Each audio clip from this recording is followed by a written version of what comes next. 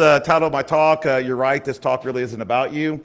I'm going to be talking about one of the biggest 0 days in the world that no one really likes to talk about, and what we're doing about it. But it's like a joke on communication. And that's that first comment says, your big project is running late, what can you do? And the guy's like, people are already flat out conference calls morning and night, 60 emails a day, an hour, half hour time in meetings. I don't see what else we can do. What do you think is the real problem? He says, I think it's a lack of communication.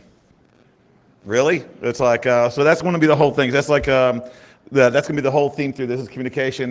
This is basically a little bit about me. The thing you need to know is that I do a lot of break-ins. It's like, I've done one on National Geographic, it's like news, but I like robbing people, and that's one-on-one. That's good for patching humans on a one-on-one basis. So for the last year, I decided to try to expand that and try to do more security awareness for enterprises, and that's one of the main things I'm focusing on, and you're gonna see that a little bit about in this talk. But when we talk about communication, we also have to talk about how our message is translated. These are two famous quotes by John F. Kennedy, an American president that everybody, and this first one on the left, everybody likes to talk about this one. Everybody loves to talk about how intelligent that sounds and inspiring, and it's just a great quote. When written in Chinese, the word crisis is composed of two characters. One represents danger and the other represents opportunity. That sounds really nice. You usually see that on a poster with a lake or a little bird flying over it and stuff, with clouds. It's very inspirational, right? It's wrong. Completely, utterly wrong. It's that is not crisis in Chinese is not danger and opportunity. The two words it's I gave this slide up. As soon as I put this slide up when I was giving this talk like this in Shenzhen, everybody started laughing immediately. It's because they knew exactly that was incorrect. But we give him credit for that. He is still quoted to this day as saying a factual statement, that was a factual statement and that was correct. And it's and people still use it, and still people try to inspire people with that quote. It's but he was wrong, and that is a wrong quote that we're perpetrating on that. The second one is the famous "Ich bin ein Berliner." It's Lucas is from Berlin. It's he'll probably say that I didn't say that properly, but still, you get the gist. He was made fun of ruthlessly for this statement because he was said and reported in the press that what he was talking about was a Berliner is a donut. That's famous in Berlin. So everybody made fun of him because he basically told the world, I am a jelly donut. And that's hilarious, right? But it's 100% wrong. He actually, if you're from the city of Berlin, the proper usage of the word to say, Ich bin ein Berliner, is saying, I'm one with Berlin. I am one from the city. So he was actually saying a truthful statement. And to this day, he is ridiculed for that statement, though he was correct. So the two main quotes, one that he got terribly wrong and we still give him credit for, and the other one we ruthlessly mock at him and he was totally correct on. So we have a problem when we get the message out versus how we communicate. And let's talk about 0 days. You're going to be at this conference, you're going to hear about a lot of 0 days, a lot of technical talks. Don't worry, this isn't one of them. But it's I am going to be talking about a 0 day that we don't talk about very often. It's and what is the definition of a 0 day? A vulnerability that's been discovered but not patched, correct? We can all agree on that's a 0 day. It's a vulnerability that's been discovered and not patched. So let's face it, the biggest 0 day facing our industry is what? People. Humans are the biggest 0 day. They have not been patched. They're still out there. They are still vulnerable. And what have we done to try to fix that? Well, that's a hard problem. We can fix, the technical problems. So let's just ridicule that problem. It's it's better to just put it all out on the user and make fun of them instead of actually trying to fix that 0 day. It's finding a gaping hole in Microsoft, which is pretty easy. Or or Linux has got one going on right now. It's finding these and just laughing it off and saying that's going to make it better. Doesn't really make it better, does it? Does it make your systems less compromised? If you don't pass for MS-0867 or MS-1810 or 1710, you're going to have a bad day, right? It's it does all the laughing in the world is not going to make your system more secure. But we laugh about the human errors all the time. with this joke saying, in this corner we have firewalls, encryption, antivirus, software, etc. And in this corner we have Dave, human error. I hate this cartoon. I hate it so much that I complained to my supervising adult, my business manager, about how much I hated this cartoon. So do you know what he did? He went and contacted the artist of this cartoon. And we actually paid him to fix it.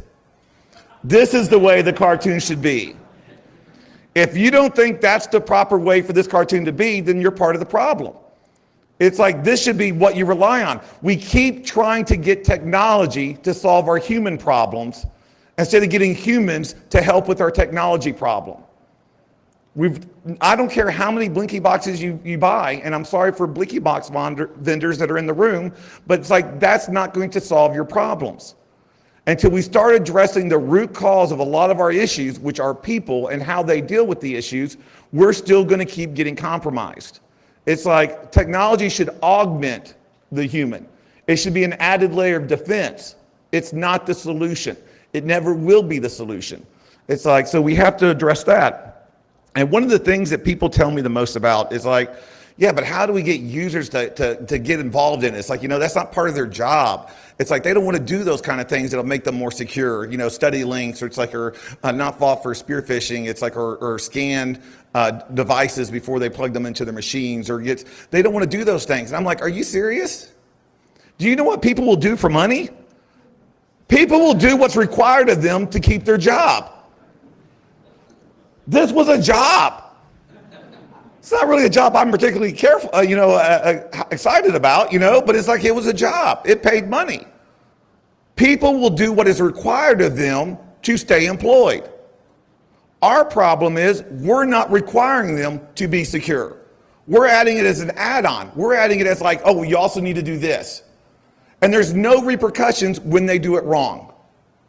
No one gets anything bad if something goes wrong. It's like we're not giving them any repercussions, no consequences. It's usually just a slap on the wrist. We have to understand that every employee, if they understand that their job responsibility is information security, and that their job to be employed requires that, they will do it. They won't go above and beyond. No one goes above and beyond what they're supposed to do. Right? It's like, if I'm not going to get in trouble for not doing something security, then I don't need to do it. I mean, I literally Googled excited worker, and all I found were stock photos. I couldn't even find a real excited worker. And I guarantee you, after every single one of these people took this picture of being an excited worker, as soon as that picture was over, like, oh God, I hate this job. It's like, you couldn't even find a real stock. I mean, that's just the way it is. No one is going to do more above and beyond what is required of them if there's no negative repercussions from it. If they don't have anything negative happening to them for not doing a secure job, why bother? I have all these other deadlines. I have all these other tasks. It's like, I mean, do we really look at that? We tell coders, it's like code securely. Security loves to talk about the coders, right? Oh my gosh, developers, it's like they don't even know how to code securely. They don't know how to take time to actually. When do they get a chance? Every developer usually gets a project and stuff. It's like, here's the project. It's like it was due 3 weeks ago. And then we tell them, oh, but make sure it's securely coded. Make sure you go and you double check. Make sure there's no holes in it. Make sure there's no vulnerabilities, but we need that by 5. And you get it at noon, right? It's like not reasonable. It's like, so they're not, if we don't say that this is a requirement and willing to give them the time to actually, and the instructions to do that, they're not going to do it. One of the things I talk about is trying to educate the user by giving them actual analogies that they can comprehend. And so one of the ones that I like to use is a delivery driver. You have delivery drivers here, correct? It's like, and the companies will give them a vehicle. It's like, it can be an expensive vehicle, like a really good van. It's like, as soon as that starts, it's like, as soon as the first day on the job of the delivery driver, you go and you tell them, hey, it's like, by the way, you got the job, so we know you know what you're doing. So here are the keys. Here's your delivery route. Have fun. We'll see you back at 5. No. That's an important piece of equipment. That costs like, $50,000. It's like you tell them, it's like, you need to make sure that you're using your seatbelt. You have to use turn signals. These are the speed limits. This is how you operate our vehicle. It's like you need to go through a test to make sure that you drive correctly and safely. There's a number on the back of the vehicle in case you drive recklessly. You can get reported. We put a GPS tracker in the unit to make sure you're not going over the speed limit. We take a lot of time to make sure that delivery driver is not going to screw up. That's a very expensive piece of equipment, $50,000. First day of the job of someone that's working in computers, you tell them it's like with the computer, all you do is you tell them like how to do the numbers, how to make the widgets, how to market the widgets. But on the security of the vehicle, on the computer, not so much. But when they fall for a spearfish and they cost your company $300 million, you go, oops, that was bad.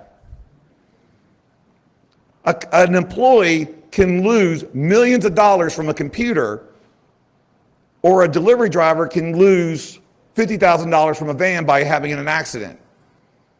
Which one gets more repercussions if they make that mistake? A delivery driver. How many times can a delivery driver wreck a van and still be employed? It's like one, maybe two. But in a person that goes and keeps on clicking on spearphishing emails, or they keep downloading viruses on their system, how long do they get to keep being employed? This is one of my main things that I talk about that's very unpopular. But I am telling you, if an employee is constantly being a security risk, if they keep clicking on a link in emails willy-nilly, if they keep going and downloading viruses, after the second, third, or fourth time, terminate them. They should be fired. They're jeopardizing the security of your company. Why are you still letting them be employed? You don't let a delivery driver keep wrecking your van. Why do you let a worker keep jeopardizing your network? Because there's no consequences for online actions. It's like I did something really funny a while back. It's like, and I talk about it. It's like we have a problem understanding the consequences online and putting it into the real world effect, right? Who started playing Call of Duty? The new one, not the sucky old one. It's like the new Call of Duty with Activision. I'm the only guy playing Call of Duty here. Okay, you're lying. It's like, but it's like, like first person shooters. It's like, or PUBG. It's like, you get these games and when I play Call of Duty, I love first person shooters because I can just go in and just start shooting, right? It's like, I don't do any of the teamwork stuff. It's like, I play team deathmatch. They hate me because they're all trying to be like all sneaky and like, like a military unit. And I'm like, YOLO, pew, pew, pew, America. It's like, I'm just running and gunning, shooting down the car. And it's like, pew, pew. It's like, I die. And I'm like, oh, well, I respawn. I start shooting again. Pew, pew, pew, America. But guess what happens? If you put electrodes on my body, that every time I got shot in the game, I got a shock. Would I be playing that way? No, I'd be like, pew, pew, America. Pew, pew. It's like I don't want to get shot. There's there's repercussions in the real world for what happened online. I don't want that to happen. We need to start explaining to our employees that there are real world consequences for what they do in the virtual world. It's like they need to understand that. Because they don't. They don't understand that. We have to make sure that they understand that those consequences exist. It's like you can actually YouTube adorable kids caught by dad after painting themselves. And it's a great show on how not to take responsibility for your actions. It's like, because when an employee gets caught opening up a link or downloading a file, is it ever their fault? Is it ever like, oh, I flagrantly disregarded security policy and I clicked on that link when I know I shouldn't have. That was totally my bad. No, it was security failed us this way. The technology wasn't in place to protect us from here. It's like, or I wasn't properly educated on what the process was. But they're not taking responsibility for their actions. And is that really their fault about not taking responsibility? Which is funny because it's not their fault for taking responsibility for the stuff that they're responsible for. It's our fault for not explaining to them and letting them know that they have to be responsible for those actions. We have to put it back on them. We have to let them know and let them understand what security policies are and how they're supposed to be part of that. How many people know how to contact information security if they see a suspicious email? or if they see a person in the facility they're not supposed to be in? How many people, do you have an extension number for everybody to call? Do you have an email address for everybody to forward to it? If you don't, how is that their fault? If you're not empowering and educating your employees on how to be part of the security team, you can't be upset when they're not part of your security team. You have to give them that. You have to arm them with those things and then give them that responsibility of it. It's like, but we like to just offset it on them and just make it that they're the scapegoats. But that's not the case. And I love this. This just happened a week or so ago. This was actually from the White House. Kanye West, as everybody realized, Kanye West's passcode was 000000, which, you know, you make fun of it because it's 6 zeros. It's like, that's a lousy password. Well, you also have to remember back in the 1980s, the U.S. nuclear launch code's default passcode was 000000000. It was 9, so it was a little bit more secure, right? It was like the U.S. nuclear passcodes were only 3 zeros more secure than Kanye's iPhone, okay? So let that sink in for a second when we talk about security and responsibilities. And thank God we didn't die. But so I like this one, upon all the things, I like his tweet the most because he talks about, lots of folks will laugh at this, but I think it's a useful illustration of how security features fail when security decisions get offloaded to users who see them as annoying obstacles. If you're not educating your users on why these are important, it's not just because security says so. It's not just because security says this is the way to do it. If you're not actually talking to them about the risk and why it's important and why they have to follow these guidelines, then they're going to find a way around it.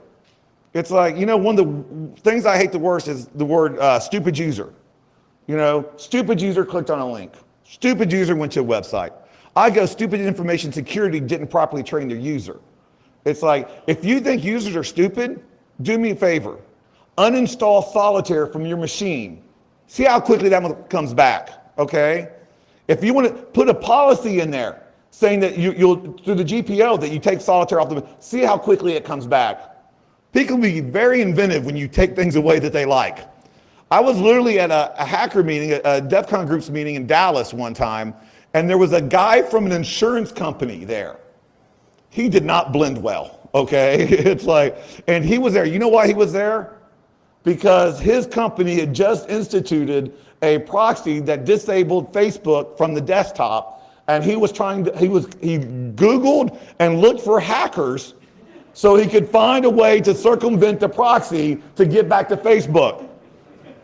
That's some time. It's like, that's effort. It's like, why not the phone? I mean, come on, the mobile app's not that bad, right? It's like, but that's what he did. It's like, so users will be inventive. They will do these things. They're not unintelligent. It's like they have a job, they're employed for a reason. It's like we have to educate them on what they need to do to be better secured. And I have a confession to make, which is, this isn't really a regular keynote rant kind of thing. It's a group panel, and y'all are the panelists. So I'm going to ask you a question now, and one of you in the audience, or 2 or 3, are going to answer the question.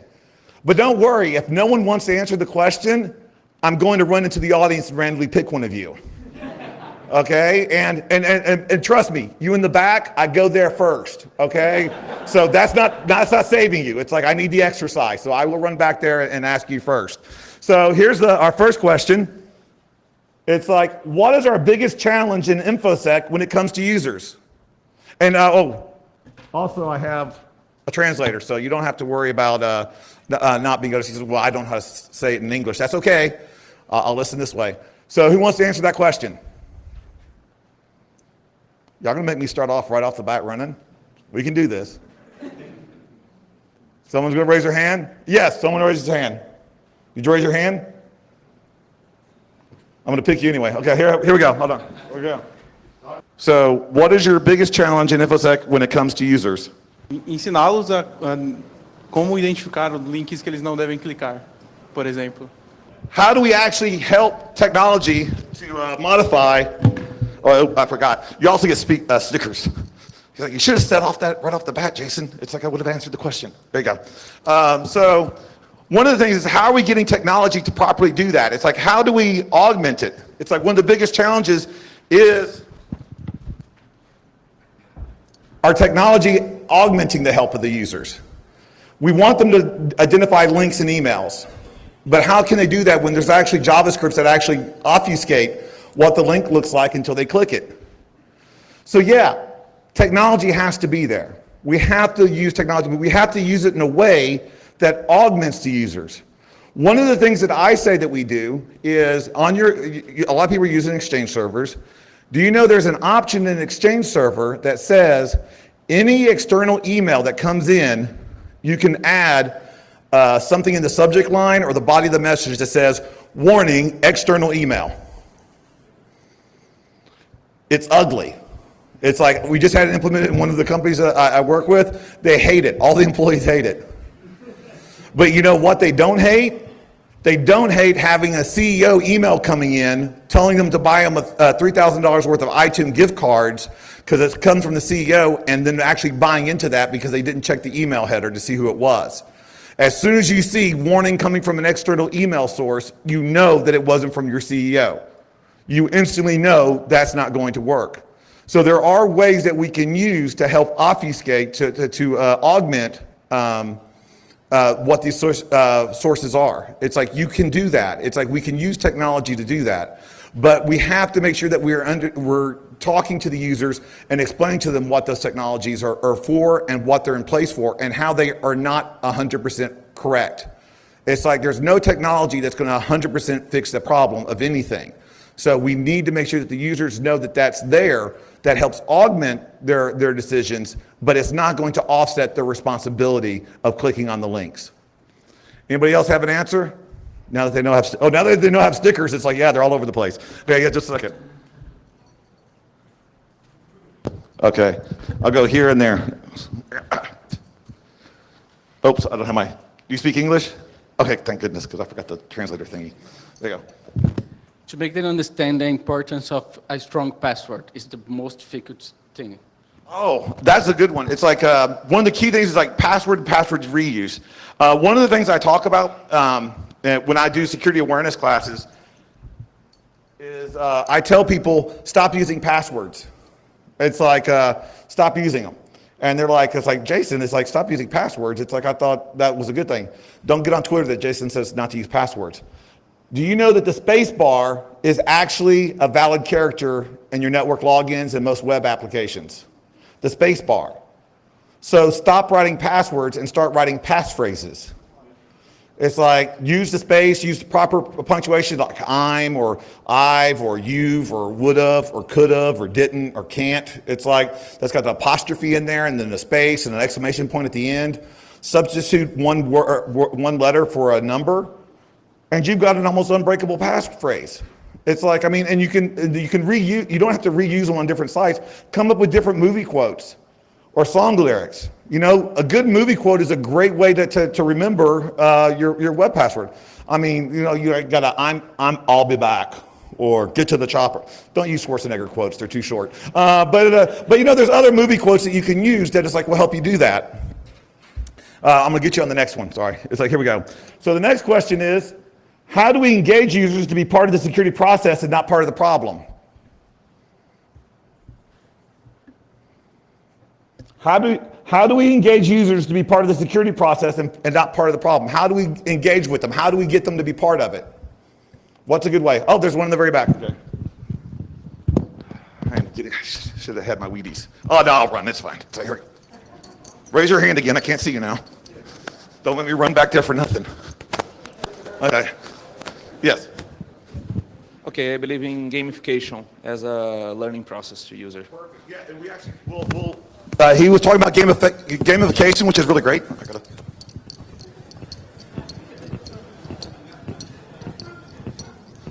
Can we have the answers up front next time? Thanks. But yeah, we'll talk a little bit more about gamification in a little bit. That is a good point to do.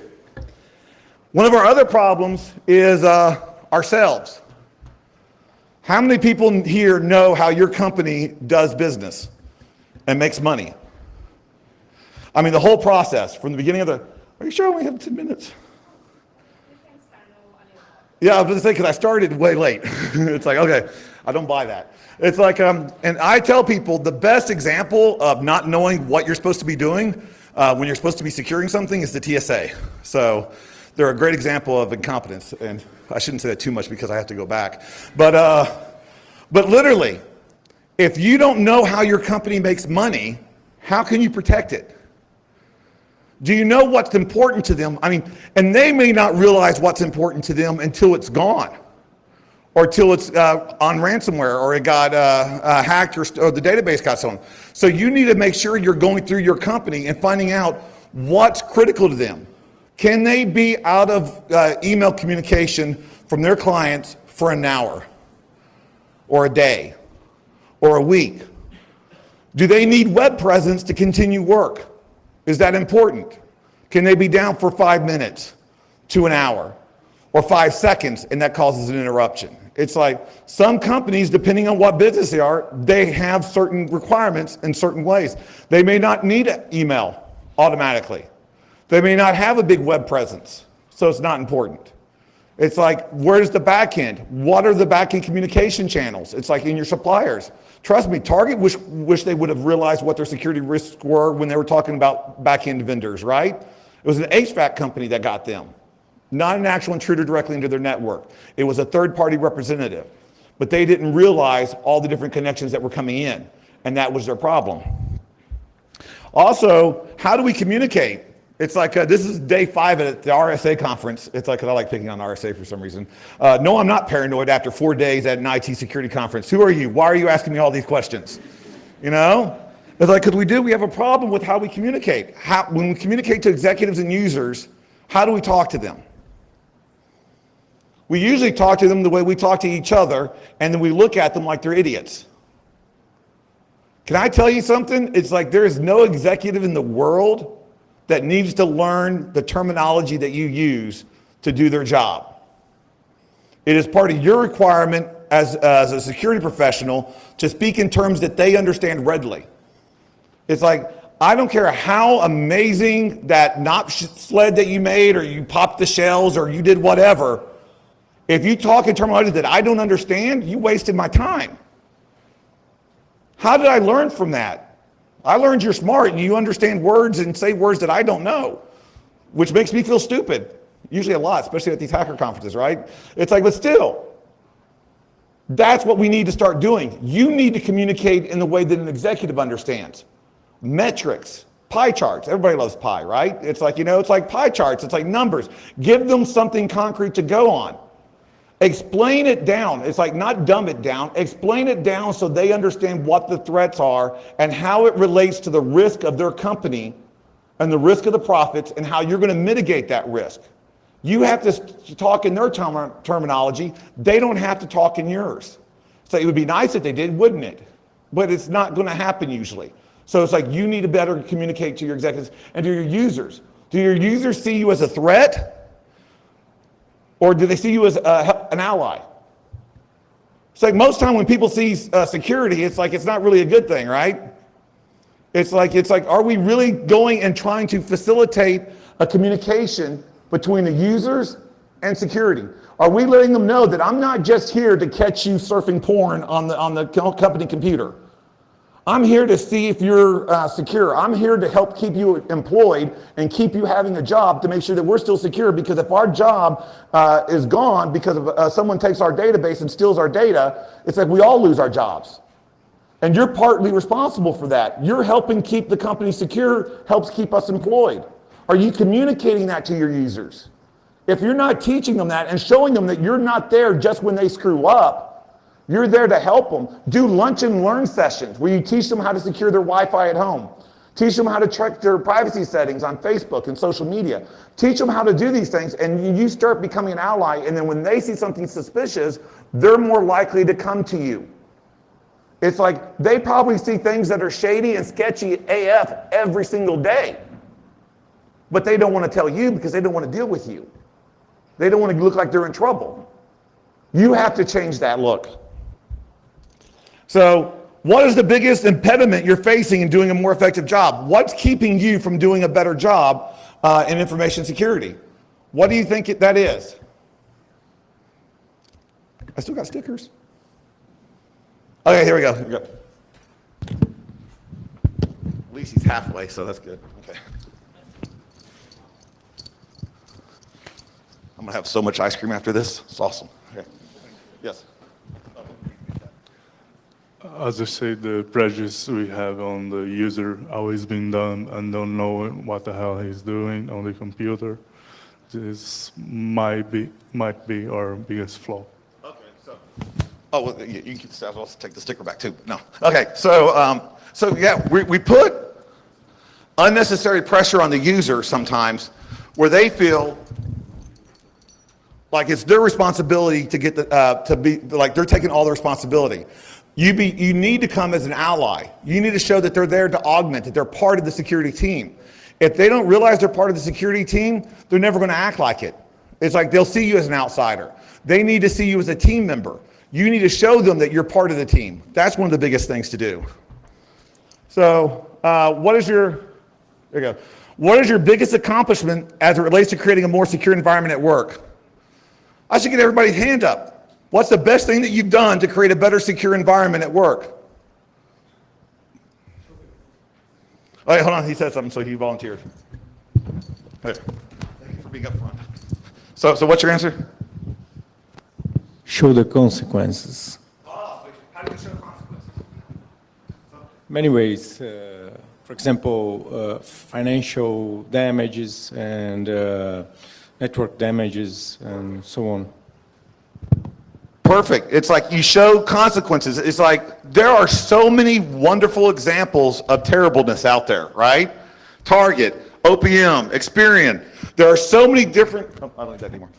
There's so many wonderful examples you can show that show actual financial damage. Whose company here in this room can withstand losing 300 million USD in 1 year and shake it off? Okay, what's your IP address and website, please? Oh, no, okay, not so funny now. Okay, good to know. It's like, yeah, not many people can do that, right? It's like we have to do that. We have to show them what the risks are. There's a lot of examples of that. It's like, so you have to show them that. Now, also, how do we approach the problem versus users? Are we actually trying to, yeah, the comment says our devices are now 100% secure. And he says, how did you do that? I turned them all off. Is that the proper response? It's like, we need to understand it's like you have to have technology to augment it. It's like you can't just, but you, and one thing that Ben 10 said, in one of the talks that I recently saw, he says that your company should be able to survive a click. It's like your defenses should be able to survive a click. Do you have exfiltration monitoring on your firewalls? Are you monitoring when data goes out? I mean, Sony, let's face it, Sony's a major corporation, right? All over the world. They didn't notice 1.3 terabytes leaving their network? Seriously. I know companies that will notice 100 megs leaving their network. 1.3 terabytes and that, oh, 1.3 terabytes going to Paraguay. Looks cool, sure. You know, that should have raised some alarm bells. It's like, so we have to have the technology in there to augment, but we can't just rely on the humans to be the solution. And so, and how do we take the risk and make it effective? It's like, how do we give them the signs? It's like, how do we stop fail? Gamification, like the gentleman said at the back. We need to start gamifying security awareness. Can your company afford 4,000 reals a year for better security? Every quarter, every 3 months, you have a drawing company-wide, and you get 1,000 real or a 10,000 real gift certificate to like Starbucks or to wherever. It's like, or you get a prize or it's like whatever you get, like, but it's a nice big prize, and it's only that price. It's like you only have that much money to work with, so that's fine. But how do you get entered into the drawing? Every time you report a security incident, every time you see a suspicious email and you forward it to your information security team, every time you see someone suspicious walking, if you see someone walking behind you and trying to tailgate and you report that, they may be 3 entries.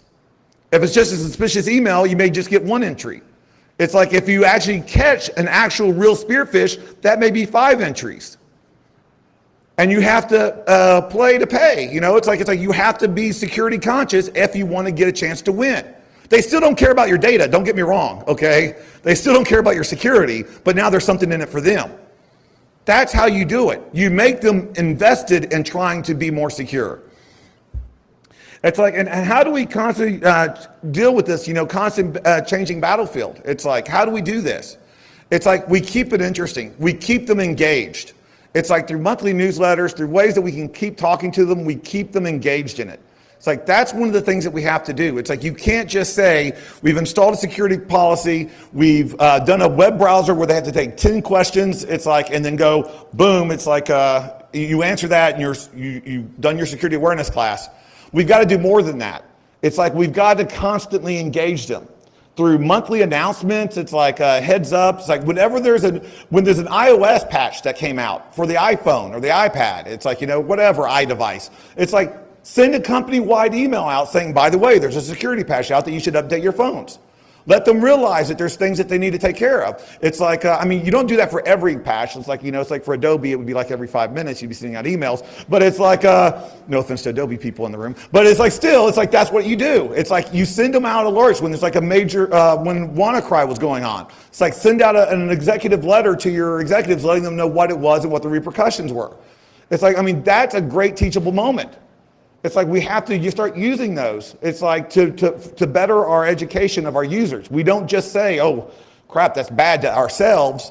Educate and talk out to your executives, talk out to your users. Let them know why it was bad. Let them know why you would be susceptible to that if it hit you, or why you're not susceptible to it because of the defenses that you put in. It's like, give them that kind of information, educate them on those things. And I do have one confession. When I said the title of the talk was, "You're right, this wasn't about you." Yeah, my bad. It was about our industry. It's like our industry has to get better at communication. It's like, it doesn't matter how many 0 days you patch. It's like how good your applications are secured. If you can still have a human who was just sent a link saying there's dancing gerbils on the other side of this warning box that says, do you want to go to this sketchy site, yes or no? Guess what? You lose. There's dancing gerbils on the other side, right?